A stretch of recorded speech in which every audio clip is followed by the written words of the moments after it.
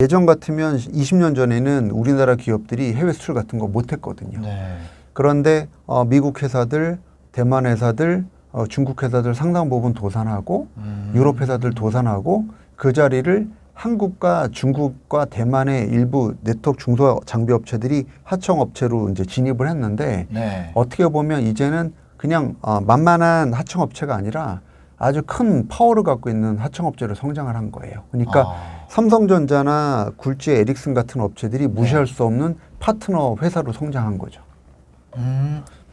그래 여기서 그 포인트가 있구나. 화웨이가 트럼프 제재를 받으면서 이제 그러면서 이제 우리나라 기업들한테 오히려 기회가 됐다 이런 거죠. 그렇죠. 그러니까 이게 상당히 재밌는 게 뭐냐면 사실은 우리나라가 그렇다고 하웨이랑 거래를 안 하는 건 아니에요. 네. 극단적으로 이제 KMW나 RFHS 같은 이제 상장사들은 실제로 하웨이랑 거래를 합니다. 네. 이제 KMW는 하웨이랑 예전에 잠깐 거래했다 지금은 안 하지만 역으로 GT라는 업체랑 거래를 하고 있고요. GT는 그러니까 또 중국 회사인가요? 예. 뭐 네트워크 장비 회사 중에서 꽤 큰 휴대폰하고 네트워크 장비를 하는 회사고 뭐 ZT 또는 GT 이렇게 반응하죠. 그래서 뭐 IT 쪽에서는 상당히 굴지 회사고요. 네. 그래서 하웨이라는 회사는 이제 아시겠지만 최근에 되게 타겟팅되고 원래는 GT를 먼저 트럼프가 공격을 했었어요. 그러니까 만만한 GT를 먼저 공격했다가 네. GT가 항복 선언하고 네. 그 다음에 이제 DT는 이제 철저하게 따르겠다는 쪽으로 갔는데 사실 미국도 원래 타겟은 GT가 아니었죠. 하웨이였는데 네. GT는 그래서 포기 선언하고 말 잘 듣겠다는 쪽으로 방향을 선회하고 나서 이제는 이제 하웨이 죽이기로 저희가 벌써 1년 이상을 계속 이 이슈로 가고 있는 거예요. 그게 실제 어떤 이슈인가요? 사실은 어떻게 보면 제가 이제 4차 산업하고 5G하고 뭐 AI하고 스마트 시티하고 이런 얘기를 쫙 장하게 말씀드렸잖아요. 네. 근데 뭐 어떻게 보면 저는 트럼프 대통령이 상당히 스마트한 생각으로 어프로치했다라고 개인적으로는 판단하고 있어요. 뭐 저희 한국에서 뭐 트럼프 꽤 높지는 않지만 그래도 이 분야에 대해서는 상당히 정교했다라고 좀 판단하는 게 지금 미국과 중국 간의 향후의 경쟁이 어떤 방향으로 갈까요? 결국은 4차 산업에 대한 경쟁으로 가겠죠. 그러겠죠. 근데 이제 이런 연상을 왜 트럼프 대통령이 하기 시작했냐면 사실은 20년 전에 구글과 페이스북의 성장 역사를 보면 바로 교훈을 저희가 가질 수가 있어요. 20년 전에 아까 이제 대표님도 저한테 물어보셨을 때 너무 많이 올랐고 일정 부분 아직 더 먹을 게냐 이런 말씀도 하셨지만 20년 전에 어떤 일이 있었죠? 저희가 IT 버블 시대가 있었잖아요. 20년 전에요? 저는 네. 초딩이었는데. 그래서 20년 전에 저희가 2000년도 초반에 예. 2000년도 초반에 많은 분들이 잘 아시는 IT 버블. 네네. 예, 그래서 뭐 많은 분들이 대표님 그때 투자 안 하셨어 그런데 저도 그때는 뭐 아주 젊을 때인데 저희 직원들이 제가 입사하자마자 얘기해요. 예, 그래서 상당히 코스닥 종목들이 폭락해가지고 큰 시련을 겪었던 시절이 그랬다 있었죠. 그러더라고요. 네. 99년 막 이럴 때. 그렇죠. 그래서 IT 버블이 꺼졌는데 사실은 그 IT 버블을 저희가 다시 한번 자세히 살펴볼 필요가 있어요. 왜 그런 버블이 나왔고 그럼 그게 단순하게 버블이었느냐 지금 아무런 교훈이 없이 그냥 어떻게 보면 신기루처럼 없어졌냐 그거는 아니거든요. 그때 IT 버블의 핵심은 결국 인터넷 버블이었어요. 그러니까 인터넷 업체에 대한 새로운 성장 기회를 시장에서 되게 주목했었죠. 그랬는데 지금 20년이 지난 상황에서 구글과 페이스북은 건재하잖아요. 그렇죠? 그다음에 애플도 상당 부분 구글의 많은 부분을 플랫폼을 가져와서 본인의 사업의 단순한 IT 회사가 아니라 구글의 많은 여러 가지 사업 기회를 더 접목해서 시가총액이 뭐 아시겠지만 지금 우리나라 전체 시가총액 합친 것보다도 애플이 더 큰 상황이죠. 그러면 애플과 구글, 페이스북 같은 회사들이 결국은 지금 실체를 남기고 있거든요. 그러면 트럼프 대통령의 입장에서는 향후에 그러면 미국이 계속 20년 동안 잘 먹고 잘 살려면 중국과의 G2 경쟁에서 살아남아야 되는데 트럼프가 딱 지켜보기에는 4차 산업으로 연결해서 보면 가장 위협적인 존재가 하웨이였던 거예요. 왜냐하면 제가 아까 말씀드린 것처럼 대표님도 이제 뭐 5G에서 이렇게 공부를 많이 사전에 안 하셨지만 그래도 바로 5G가 인프라가 되는 거냐고 벌써 캐치를 하셨잖아요. 그렇죠. 뭐 그런 얘기 많이 들어봤어요. 그렇죠. 그래서 5G가 인프라가 됐다라고 가정하면 트럼프는 간단해요. 4차 산업의 인프라를 죽여버리면 끝나겠네. 라는 거죠. 그러니까 5G 인프라를 꺾어버리면 나머지 뭐 AI고 그다음에 뭐 IoT고 연결고리가 대부분 연결이 안 돼요. 한국의 디지털 뉴들도 결국 5G하고 AI가 핵심이거든요. 네. 그러니까 인프라적인 5야 그다음에 그 세상을 지배할 인공지능이 어떻게 보면 OS적인 역할을 해주는 거예요. 그래서 지배하는 환경인 거고 AI는 네. 5G는 인프라거든요. 네. 이 두 개가 없으면 사실 작동이 안 되는 거예요. 네. 근데 어쨌든 트럼프 대통령 입장에서는 중국에서 여러 업체들이 있지만 그쪽은 중국의 내수, 그다음에 충분히 중국 내수 시장으로 성장할 수 있는 데지만 하웨이는 그렇지 않거든요.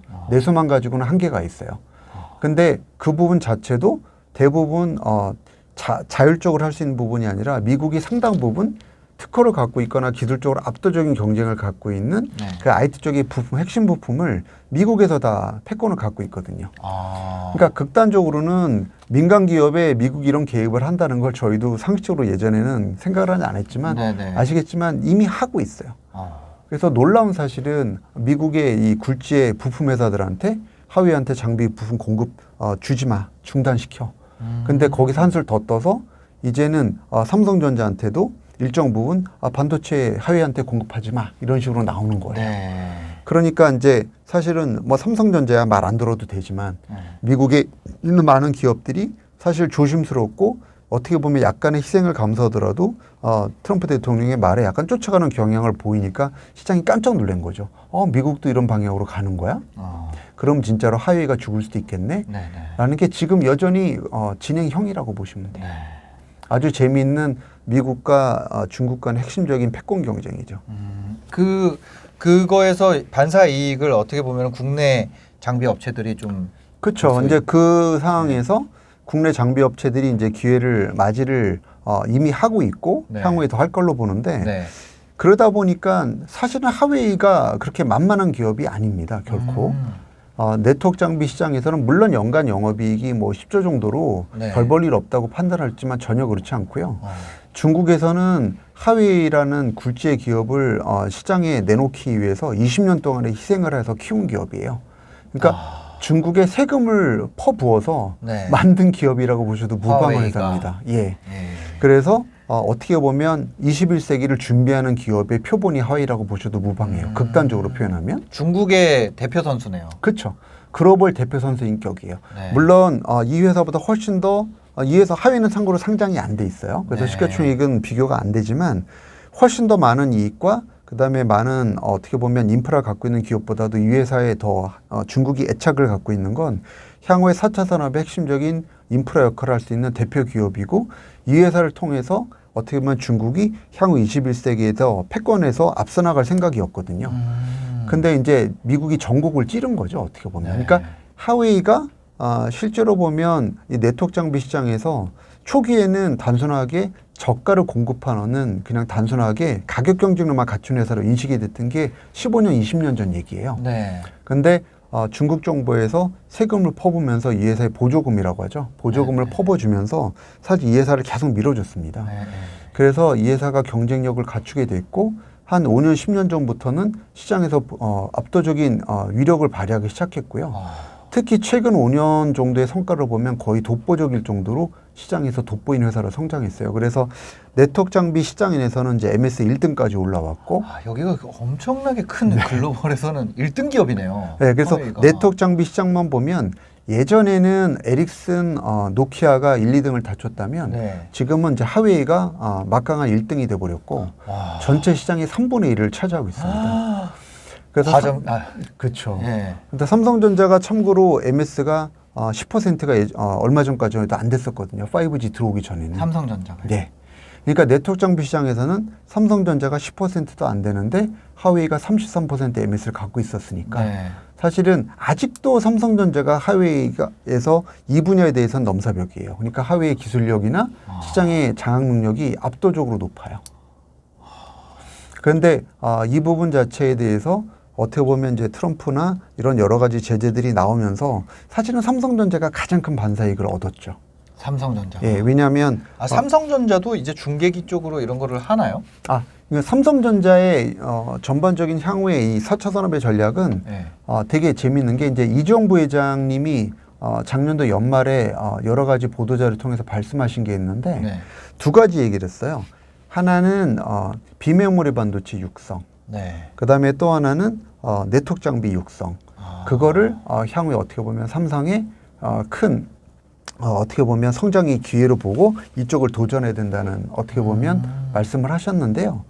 근데 그 내용 자체에 저는 되게 공감하고 있어요, 개인적으로. 근데 네. 왜 이런 얘기를 했을까? 삼성전자 하면 가장 먼저 저희가 떠오르는 아이템이 첫 번째는 반도체. 그렇죠? 그다음에 두 번째는 다들 생각하시는 게 일부 이제 디스플레이나 가전 쪽이 있을 거고요. 네. 그다음에 휴대폰이 어떻게 보면 반도체의 다음 가는 큰 사업이죠. 네. 그러면 저희가 휴대폰하고 이 반도체는 산업하고 이 네트워크 장비 산업하고 연계성을 보면 아주 밀접도가 높아요. 왜냐하면 아까 이제 저희 대화 중에도 나왔지만 5G 기지국을 깔고 그 인프라가 구축이 되면 휴대폰이 거기 인프라를 기반으로 작동을 하는 구도고요. 네. 그다음에 저희가 지금 반도체 시장에 휴대폰이 차지하는 포션이 얼마나 되죠? 지금 3분의 1이 넘습니다. 일반 PC나 이런 데 들어가는 그렇죠. 그 것보다. 비중하고 비슷해졌어요. PC에 대한 비중이 전체적으로 보면 한 40% 좀 넘고요. 네. 그 다음에 여기서 저희가 그 휴대폰 쪽으로 들어간 비중이 대략 한 30% 정도 넘고, 그 다음에 최근에 급성장하고 있는 부분이 서버인데요. 서버. 이 서버가 재밌는 게 뭐냐면 이 네트워크 장비에 저희가 사용하는 소위 말하는 통화량하고 연동되는 장비라고 보시면 돼요. 그러니까 데이터를 축적하는 장비예요. 네네. 그럼 이것도 어떻게 연동되냐면 이 네트워크 장비에 저희의 데이터 송수신과 되게 밀접한 관계를 갖고 있거든요.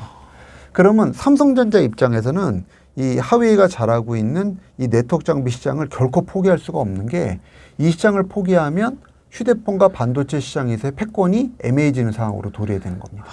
그러니까 이 IT라는 게 저는 되게 네. 그런 것만 생각했었거든요. 그런 정보, 데이터 이런 걸 네. 생각했는데, 그럼 정보와 데이터의 물리적 실체는 뭐냐? 네. 그거가 삼성전자가 하는 반도체나 지금 앞으로 그쵸. 신성장으로 보는 뭐 네트워크 장비나 비메모리 이런 게 물리적 실체잖아요. 그렇죠. IT에. 예, 맞습니다.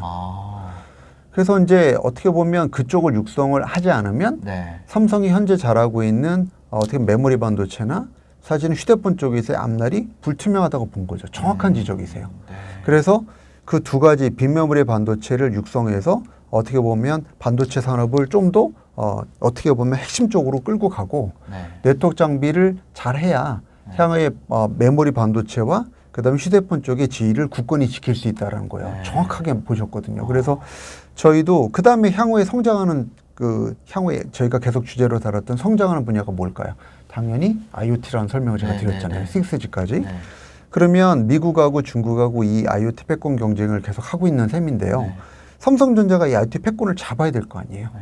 그러면 이 네트워크 장비 시장이라는 게 그 정도로 중요해진다는 거예요. 그래서 IoT 패권을 잡고 거기에 반도체하고 휴대폰이 IoT 쪽으로 움직일 수 있도록 생태계를 바꿔줘야 되는 거죠.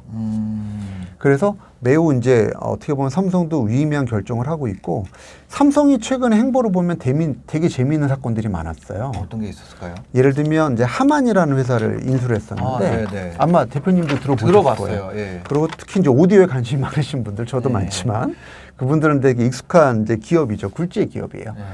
도대체 이런 회사를 왜 샀지? 뭐 오디오 산업 할 건가? 아니면 뭐 카오디오 뭐 이런 거 할 건가? 뭐 아니면 카 전장 할 거야? 뭐 자동차 할 것도 아닌데 이거 왜 샀어? 근데 흥미로운 건 이걸 IoT 쪽으로 연결해서 보시면 말이 되네라는 결론이 바로 나옵니다. 왜냐하면 자동차 안에 사실은 하만이라는 기업이 사실 여러 가지 역할을 많이 해줄 수 있는 부분인 거고, 그 삼성전자가 향후에 지금은 저희가 휴대폰인데 나중에 시장 자체는 결국 자동차, 그 다음에 저희가 지금 이 스튜디오에 나와 있지만 이 홈으로 IoT 쪽으로 연결한 시장이 엄청나게 폭발적으로 성장할 거거든요. 네. 그러면 거기에 대한 헤게모니를 삼성이 잡아야 되거든요. 네. 그렇다고 보면 애플도 마찬가지예요. 애플이 왜 이렇게 열심히 삼성전자 비슷하게 아시겠지만 여러 가지 자동차나 예를 들어 IoT 쪽에도 관심을 계속 꾸준히 네. 갖고, 그 다음에 왜 구글이 자꾸 자율차에 대해서 여러 가지 플랫폼에 대한 어프로치를 왜 할까? 네. 결국 다 IoT를 보는 거거든요. 그래서 이 IoT 패권 경쟁이 사실 어떻게 보면 오늘 주제 가장 핵심적인 사항이라고 보시면 될 것 같아요. IoT 패권 경쟁. 네, 그래서 하웨이도 그 문제고 삼성도 구글도 그다음에 애플도 다 그런 상황이다. 시대도 이쪽을 밀고 있고, 네. 뭐 어떤 경쟁 상황도 이렇게 밀고 있고, 기업에서도 밀고 있고, 네. 나라에서도 디지털 뉴딜이라고 밀고 네. 있고 다 밀어주는 상황이네요. 이 업종을. 그렇죠. 그래서 뭐 네. 상당히 어떻게 보면 5G 관련된 회사들이 사실 시가총액이 너무 많이 팽창한 건 맞아요. 네. 제가 이제 2년 전에 이 회사들에 대한 이 장비회사들 전체 섹터 시가총액이 3조 원이 안 됐었거든요. 근데 지금 2년 만에 15조 원이 넘었어요. 근데 이제 저희는 시장에다 그렇게 얘기하고 있죠. 30조까지도 갈 수 있습니다. 근데 뭐 봐야 되겠지만 네. 어쨌든 그 정도의 많은 폭발적인 성장을 갖고 있고 또 구조형이 많이 됐고 또 많은 굴재 기업들이 이 부분을 또 쳐다보고 있어서 상당히 네. 흥미로운 섹터예요.